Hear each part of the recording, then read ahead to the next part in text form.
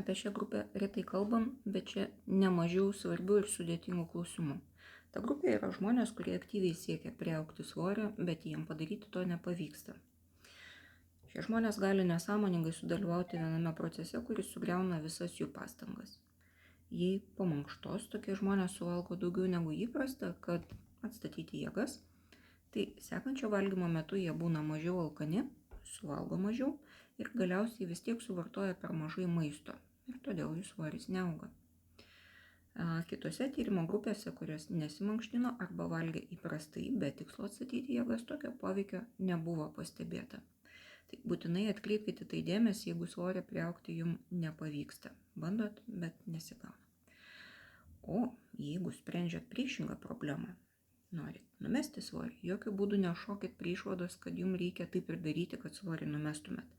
Svorio reguliavimo mechanizmas nėra toks paprastas. Svorio metimas ir svorio priaugimas nėra tik priešingi dalykai. Žinoma, galiausiai visada viskas susiveda į subalansuotą saikingą mitybą, tačiau bet kokie pokyčiai jūsų mityboje turi būti gerai apgalvoti ir pagrįsti tikromis žiniomis.